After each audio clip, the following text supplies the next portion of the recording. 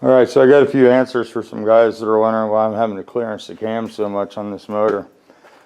This is a scat cam and it comes already cut down. So the billet is already 750 thousandths, and then they clearance the tops. And the reason they clearance the cam like this, and some people say that they've never seen it before, the old Berg engine kits, if you ordered Corella rods, had 5/16 bolts, which makes the rod much smaller right here, the meat section. And I talked to Gary and Scooter, and they said that if you use a scat rod with a 3/8 bolt, which they both recommended 3/8 bolt, they didn't like the 5/16 bolt, which will clear without any machine work to the cam if you get the 5/16 bolt rod. This rod here, you can have a machine process done where they round this off right here, and that would be a good option. The only problem is this assembly's already been balanced, so I'm not going to go grinding on the rods. So I do have a different cam here, and it seems to clear. You can see there it spins in there where the other rod was hitting. This one doesn't. And you can see you can bring it right past that bolt. It does hit a little bit there, but not too much. You can clearance that pretty easy. And I could either keep clearancing the cam that I have, and Scooter and Gary both said they've never seen the cam break from being clearanced before. And especially with the springs that I'm running, I don't have near the spring pressure to twist that cam off. So I don't really want to change this billet. It does fit a lot better. If I would have had that cam turned down, Scooter said he's turned them as small as 650 when he goes with 86 stroke with a 3/8 bolt, and it still hits. It had 40 thousandths clearance at 650 turned down, and with the Berg crank at 40 thousandths clearance, it hit the cam. Not hard, but he said it did hit. So he recommended 100 with the empty crank. He said that this is going to flex far more than the Berg crank ever did. So he wants 100 thousandths between the bolt and the cam. We had 40 in a couple places yesterday. So I'm going to pop the other cam in there, and I just wanted to put this one in and see if he was right, and he is right. So I didn't put the gear on here, of course, and you'd have to clearance it here and there, but it is turned down quite a bit more. You can see how much smaller it is there. And he said these are chilled billets that have the flats in them, either from Scat, and there's a couple companies that you can get these from. So that's the big deal with the cam. Why I'm having to clearance it so much is because of the big rod bolts. And if you didn't run into that in the past, more than likely you had 5/16 rod bolts in your motor, which isn't an issue. But and that's more of the popular rod bolt anyway for these when you order them. Most of the engine kits will come with a 5/16 bolt, and they fail if you don't have a Corella rod. The one subscriber that said that he had a Corella rod motor from Berg and they didn't clearance the cam near that much, it had a 5/16 bolt in it, because that's what the Corellas come with, but they come with a really good quality bolt.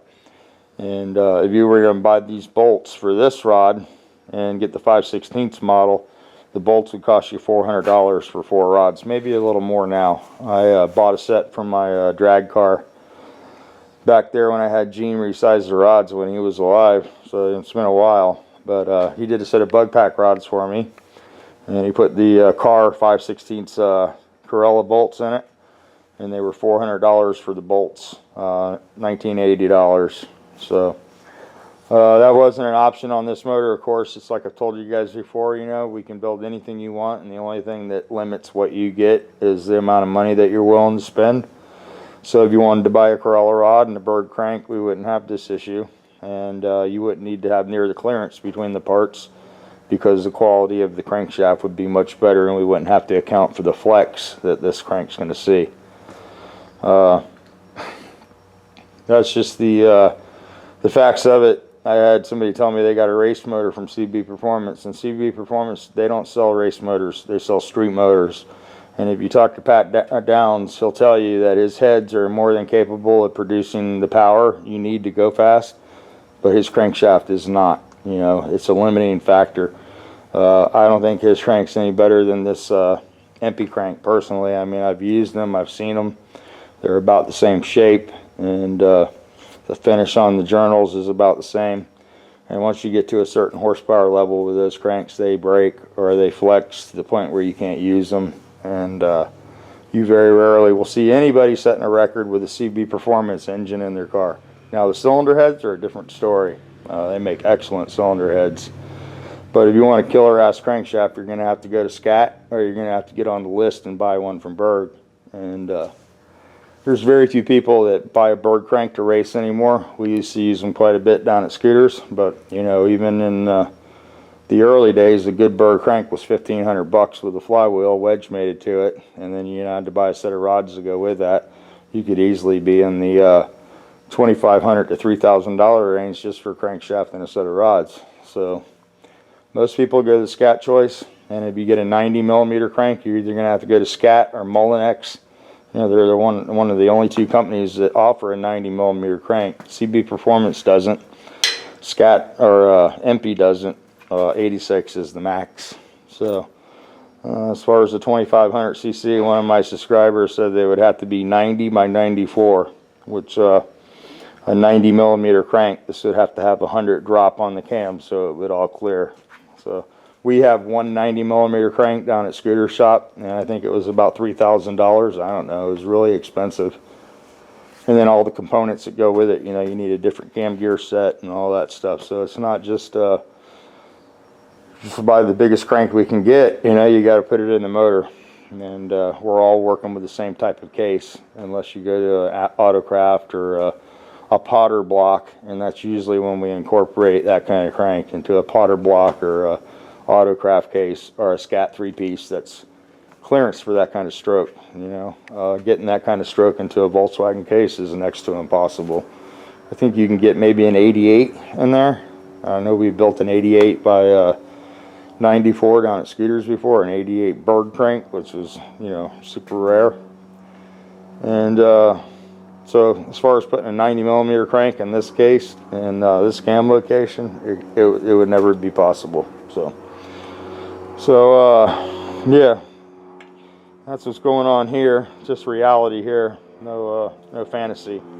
So I'm gonna have to get to work out here and make some of this stuff fit. And I can change to this camshaft here, but I really want to use the grind that I had made and try it out.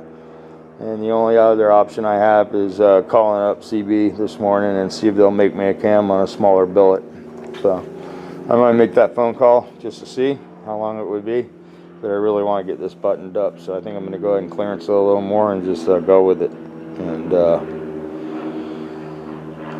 you know what I mean? You know what I mean, Vern? So that's where we're at with that. Picked up a new barbecue grill over here. Got a buddy coming over from England. So we need to fix some good food for him while he's here. So we'll be able to eat with that. And they got a smoker on that end, propane over here, and one burner here. And you can do charcoal on this one if you want. Or you can just put the wood over there in the smoke box and use this for your smoker. And that's probably how I'll use it. But this is pretty nice. It's pretty heavy construction. It's about, I don't know, it's about 220 pounds, I think the guy said. It took 4 or 5 Lowe's guys to put it up in the truck.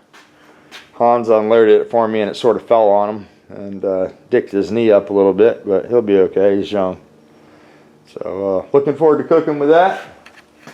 And not a whole hell of a lot going on here. Haven't been out in the garage in a while, and when I do come out here, it seems like all I've been working on lately is this little thing.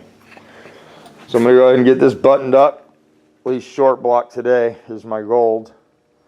And then we can clear the bench off and get the piston cylinders taken apart. They need to be honed a little bit. And I got to set the ring gap on those and reassemble the pistons and the cylinders and get them set up. And then I still need to pick up a set of wrist pin keepers. I was down at Scooters this morning and forgot to grab a set of those. They went racing this weekend and he wasn't there this morning when I went by, and I didn't feel like hanging out. So we talked on the phone, and I'll get back down there and pick up some parts we need to finish this up. I think that's all I need is the wrist pin keepers. And I wanted to buy a set of Berg push rods for this because I put the Scat ones in Noel's motor, so we used in that, and we wadded 2 of those up. And I'm not going to take that chance with this motor. You know, we're running pretty much the same spring pressure. We're not going to run a turbo on this, not right away anyway. But that's what happened with those. I think if you watch that road to the 5-second pass, you can see I had to put a lifter in there and replace 2 push rods the day before we went to South Carolina, and that was a thrash. So I even made a mistake that I don't ever make, and I tried to put a bearing in the motor.